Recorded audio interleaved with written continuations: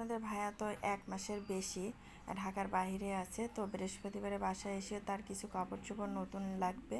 এজন্য আমি বললাম তুমি যাও, আমি যাব না, কিন্তু সে আমাকে ছাড়া কিনতেই পারে না, তার নাকি চয়েসই করতে পারে না। কিন্তু আমার যেটাই ভালো লাগে আমার সেটাই ও পছন্দ করে নেয়, এটাই আমার খুব ভালো লাগে। কিন্তু এ পর্যন্ত ও যা শার্ট প্যান্ট যাই কিনছে সব আমার পছন্দের, কিন্তু আমি ওর জুতাটা আমি পছন্দ কখনোই করি না, কারণ জুতাটা আমি নিজেই পছন্দ করি না।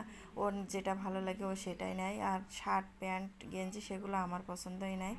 আর সামনে ঈদ যেহেতু, আর ও বছরে 1 থেকে 2বার কেনে। আর মহিলারা যে এত ঘন ঘন কাপড় চোপড় কেনে, আর পুরুষদের মনে হয় না এত ঘন ঘন কাপড় চোপড় কেনে, কিন্তু ও বছরে 1-2বার কেনে। আর এখন ও যেহেতু বাইরে বাইরে ও যাচ্ছে, আর সব সময় তো নতুন নতুন ড্রেস পরাই লাগবে, এজন্য ওর জন্য গিয়েছিলাম। আর ও সব সময় ব্র্যান্ডের জিনিস পছন্দ করে, আর আমি কিন্তু অত ব্র্যান্ডের জিনিস পছন্দ করি না। ও যে গেঞ্জি প্যান্ট জুতা যাই নিছে তাতে আমার 10 থেকে 15টা 3 পিস হবে, ওই ওর ওই যে কাপড় চোপড়ের দাম হিসাবে।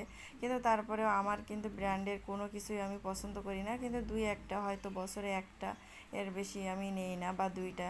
আর তারপরে ওর বাবার খুব পছন্দ, ও সবসময় ওর ছেলের জন্য এবং ওর জন্য ব্র্যান্ড ছাড়া ও পছন্দ করে না। কিন্তু করলেও আমার খুব ভালো লাগে যে সে আমার পছন্দই সব কিছু কেনে, এটা আমার খুব ভালো লাগে। আর ওখান থেকে কয়েকটা গেঞ্জি পছন্দ হয়েছিল ওর, সে গেঞ্জি কয়টা ও নিয়ে নিছিল। আর সামনে তো ঈদ চলে আসতেছে, আর ভাবছি এই ছাড়া মার্কেট তো আর করা হবে না, ও আবার শনিবারে চলেই যাবে, এজন্য আমি ওর জন্য বৃহস্পতিবারে সব কিছু মার্কেট করে রেখে দিলাম, আর ওকে নিয়েই গেছিলাম সাথে। তারপরে আমারও কিছু টুকটাক কেনাকাটা করার ছিল। আর যা এক একটা দাম দেখে মনে হচ্ছে আহারে আমার 2-3টা 3 পিস হবে। তারপরেও আর কি ও কিছু কেনাকাটা করছে। আর এখানে ওর চেয়ারে বসার জন্য এটা নিচ্ছে, কারণ মাজায় খুব ব্যথা পায়। আর রাস্তার সাইডে একটা গেঞ্জি দেখে ওর খুব ভালো লাগতেছিল, আমি বললাম তাহলে এটা দেখো, নিতে পারো। আর এই যে এটাও নিয়ে নিল, গেঞ্জিটা আসলে দেখতে কিন্তু ভালোই লাগতেছিল। আর এদিকে আমার শ্বশুরের জন্য একটা ফতুয়া নেওয়ার জন্য আমরা দোকানে আবার চলে গেলাম, আরেক জায়গায় যেয়ে একটা ফতুয়া দেখতেছিলাম। ফতুয়াটা কিন্তু অনেক সুন্দর ছিল। আমার শ্বশুর সাদা বেশি পছন্দ করে না, বাচ্চারা নোংরা করবে।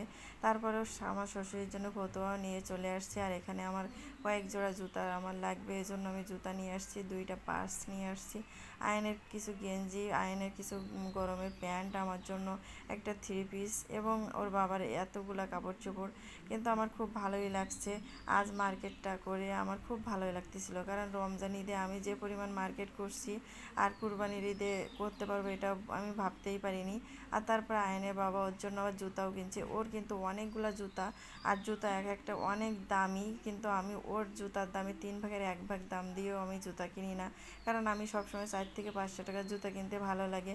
মনে হয় যে এই দাম দিয়ে আমি অনেকগুলো জুতা পরবো, ঘন ঘন জুতা পাল্টাতে পারবো। আর এইভাবে আমার খুব ভালো লাগে, ব্র্যান্ড ছাড়াই আমি সব সময় আমি কম দামিরটাই আমার কাছে সব থেকে বেশি ভালো লাগে। আর এখানে আমি বাসায় নিয়ে আসার পরে সবগুলো দেখতেছিলাম, আসলে কত সুন্দর লাগতেছিল।